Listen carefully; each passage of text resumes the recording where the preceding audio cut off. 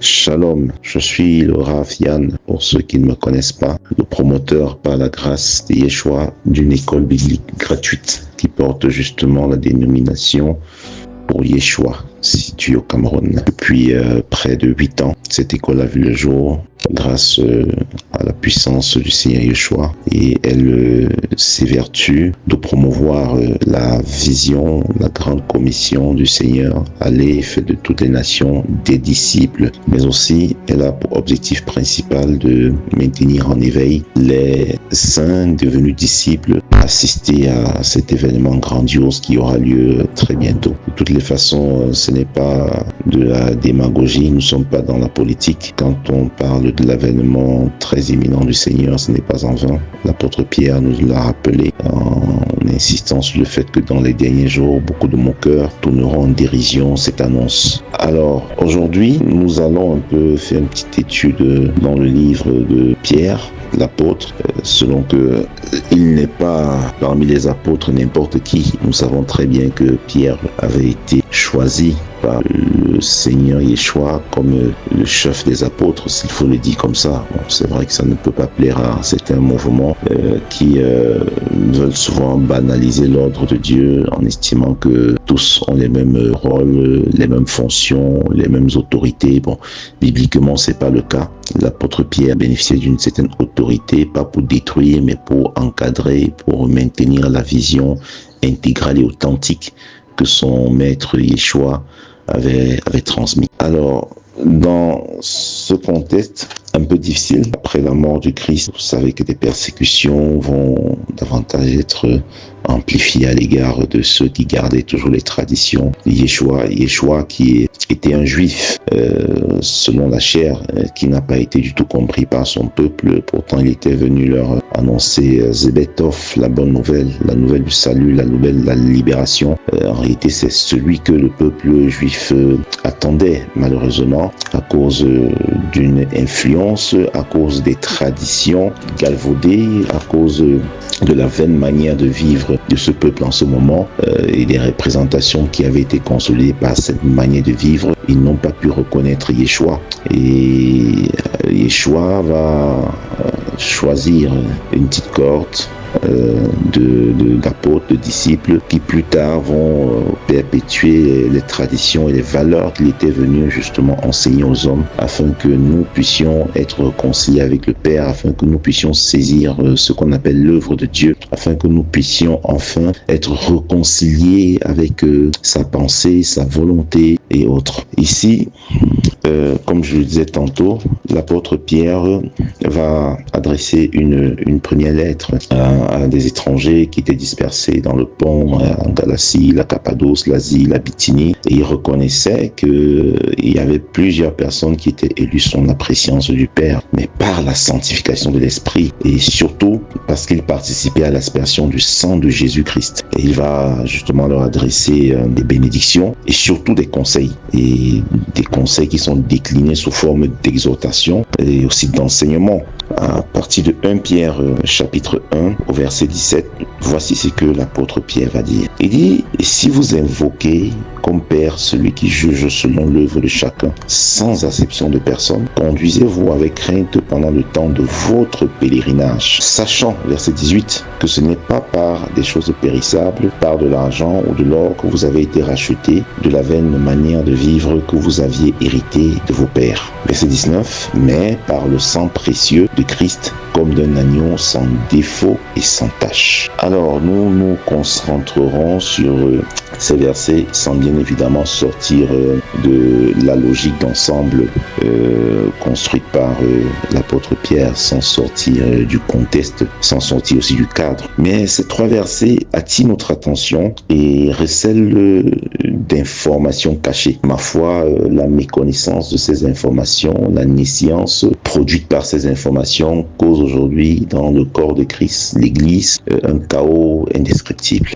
Tout à l'heure, je rappelais encore que l'apôtre Pierre a tout fait d'insister que ceux qui étaient élus participaient à l'aspersion du sang de Jésus-Christ. Et nous savons par certains enseignements qu'en réalité, le sang de Jésus-Christ est sine qua non à la nouvelle naissance. Il est impossible de pouvoir expérimenter la nouvelle naissance du point de vue du Seigneur Yeshua sans pour autant accepter de se plonger dans son sang, le sang qui a coulé, le sang qui a été versé par lui-même, le sang qu'il a donné volontairement pour laver les consciences. Pour simplifier les choses, il faut comprendre que le sang de Yeshua a un objectif principal, celui de laver complètement l'âme humaine, la conscience humaine des flétrissures du péché originel et aussi du péché qui a été construit par notre propre volonté. Vous savez très bien que en la lecture des textes anciens, on se rend compte que Dieu avait préconisé par le passé une certaine démarche. En utilisant le sang des animaux, les hommes pouvaient couvrir leurs péchés sans pour autant laver ces péchés. Alors Dieu a trouvé insatisfaisant cette démarche et il a envoyé son fils parce que seul son fils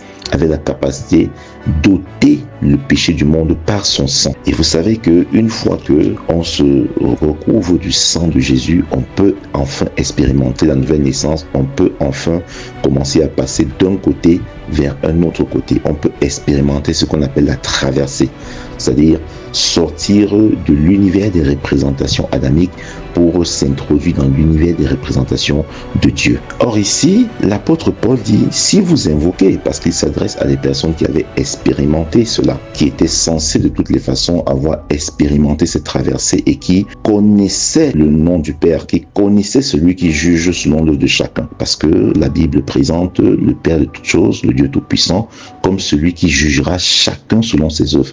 Et par là, vous comprenez qu'on présente ici le Père du Seigneur Jésus-Christ comme un juge impartial, qui ne fait pas de favoritisme, qui ne juge pas selon les affinités, qui ne juge pas selon les émotions humaines, mais qui juge uniquement selon les règles qu'il a fixées. Et il dit que le Père de toutes choses va juger chacun sans acception de personne. Et si on reconnaît qu'il juge sans acception de personne, avec tellement de fidélité, alors il est important de se conduire avec crainte, parce que quels que soient les rapports qu'il y a eu par le passé, si à un moment donné on sort de la route et tout, il va nous juger selon les actions que nous aurons commises. C'est ce qu'il voulait dire. Il interpellait et il éveillait davantage les consciences à rester toujours sérieuses, à ne pas rentrer dans des jeux de manipulation en pouvant penser qu'on peut manipuler le Père de toutes choses. On peut bien commencer avec lui, mais s'il arrive qu'on essaie de se jouer de lui et qu'on s'écarte du chemin, on ne dira pas que bon voilà, je passe le savon dessus parce que par le passé, vous étiez avec moi. Donc, il leur dit donc que si vous savez qu'il juge sans acception de personne, alors continuez toujours de maintenir cette crainte pendant tout le temps de votre pèlerinage. Le pèlerinage ici est vu comme le cycle de vie d'un homme sur la terre, parce que tout le cycle de vie de l'homme sur la terre est considéré comme un pèlerinage. À partir du moment où on entre dans le monde, on s'inscrit déjà dans ce pèlerinage-là, jusqu'à ce que le cycle de notre vie prenne fin. Et il dit donc que pendant tout le temps de votre pèlerinage, on peut aussi comprendre ça autrement. Pèlerinage aussi à partir du moment où on prend conscience de la volonté de Dieu et on accepte de s'inscrire dans sa volonté, on accepte de faire son œuvre, on accepte de racheter les temps. On peut aussi voir les choses de cette façon. Et il dit donc que pendant tout ce moment, nous devons toujours tout faire pour garder, pour maintenir en nous cette crainte de Dieu, parce que Dieu ne fait pas d'acception. Dieu ne tolère pas le péché. Il est amour, bien évidemment. Il nous a accordé beaucoup de grâce. Il a permis que le sang de son fils puisse couler. Ça, c'est inédit. Il a accepté que son fils soit mis à mort pour libérer l'humanité, mais il ne tolère pas le péché. Et il nous dit, verset 18, et c'est ce qui va justement constituer l'essentiel de notre analyse, ou bien le substrat de notre analyse, sachant que ce n'est pas par des choses périssables, par de l'argent ou de l'or, que vous avez été rachetés de la vaine manière de vivre que vous aviez hérité de vos pères. Dans ce verset 18, il leur rappelle une chose fondamentale que l'Église aujourd'hui est en train d'oublier. Il leur dit que, attention, ce n'est pas par de l'argent, ce n'est pas par des biens matériels que vous avez été rachetés de la vaine manière. Alors, il recentre les choses. Il présente ici l'aspect spirituel. Il présente ici la démarche spirituelle. Il présente ici les éléments spirituels et les valeurs spirituelles par lesquelles les êtres humains peuvent être transcendés de leur nature adamique pour la nature divine. Or, vous vous rendrez compte que malheureusement, aujourd'hui dans l'Église, les églises modernes, c'est le contraire. On présente beaucoup plus l'aspect matériel, les éléments matériels comme étant gage d'une certaine transcendance. Voilà pourquoi vous remarquerez que dans nos églises modernes aujourd'hui, les gens ne vous accorderont du crédit qu'à partir du moment où vous les aiderez à accomplir parfois des choses dans les dimensions matérielles, à accomplir parfois des défis, à accomplir parfois des... Voilà. Et remarquez bien, beaucoup de ceux qui respectent énormément les grâces prophétiques, les grâces pastorales, les grâces doctorales dans l'Église ne le font que parce que ces grâces-là leur permettent de s'émanciper dans la dimension matérielle. Vous voyez que les œuvres véritablement spirituelles qui consistent à pousser les personnes à adopter les valeurs de Dieu, à adopter la tempérance, à adopter le respect, à adopter la vérité, sont de plus en plus bafouées. Et des pasteurs qui font des efforts, des maîtres, des prophètes, des docteurs qui font l'effort de mettre au centre de la démarche judéo-chrétienne la valorisation des valeurs spirituelles, sont parfois tournés en dérision, ridiculisés, simplifiés, minimisés, ringardisés même. On estime même parfois que ce sont des enfants qui ne comprennent pas grand-chose à la vie parce qu'ils parlent toujours tout le temps de la sainteté, ils reviennent toujours sur le cœur pur. On n'a rien à foutre avec ça aujourd'hui. Aujourd'hui, on respecte beaucoup celui qui va nous aider à nous accomplir dans la dimension matérielle. Et vous voyez que cette idéologie, ces représentations sont contrastées avec les présentations primitives, fondamentales. Nous savons quand même que le Seigneur Jésus-Christ avait remis les clés du royaume des cieux à l'apôtre Pierre. Tu es Pierre, je bâtirai sur toi, sur cette pierre, mon église. Voilà. Et or, l'apôtre Pierre, qui est quand même un des garants de la sauvegarde, un des garants de l'église, après Yeshua, qui est le fondateur, la tête, va nous rappeler que ce n'est pas par des choses périssables, par de l'argent, qu'on a été racheté. Ce n'est pas par des valeurs matérielles qu'on peut avoir accès au salut et qu'on peut se détacher, attention, de la vaine manière de vivre qu'on a été de nos pères. Voilà pourquoi dans l'église aujourd'hui, beaucoup de chrétiens sont dans des mouvements, mènent des activités de prière, écoutent des enseignements, mais ont du mal à se détacher de l'identité de leur père. Parce qu'en fond, on aura beau feindre, on aura beau être inscrit dans une foi feinte, mais au fond, on restera toujours influencé par le cordon ombilical identitaire. Vous voyez? Or, l'apôtre Paul savait très bien que c'est à partir du moment où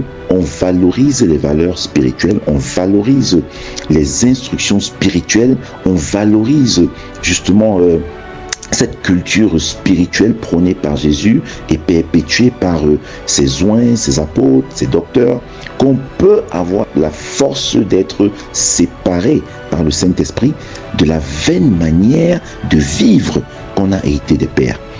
Et cette précision nous aide aussi à comprendre une chose. Vous voyez que parfois nous pouvons nous plaindre des personnes par lesquelles nous sommes venus tout en ignorant que nous portons et nous hébergeons aussi en nous la somme de leurs valeurs. C'est pour cela que si on a par exemple un parent qui est suffisamment méchant, hypocrite, n'ayons pas l'impression que nous serons différents. Et l'apôtre Pierre nous dit, c'est pas une fatalité, mais seulement sachons que pour réussir à sortir de ces représentations, à être déconnecté de cet univers de représentation adamique, il faut prioriser les valeurs spirituelles, l'éducation spirituelle, la réforme spirituelle.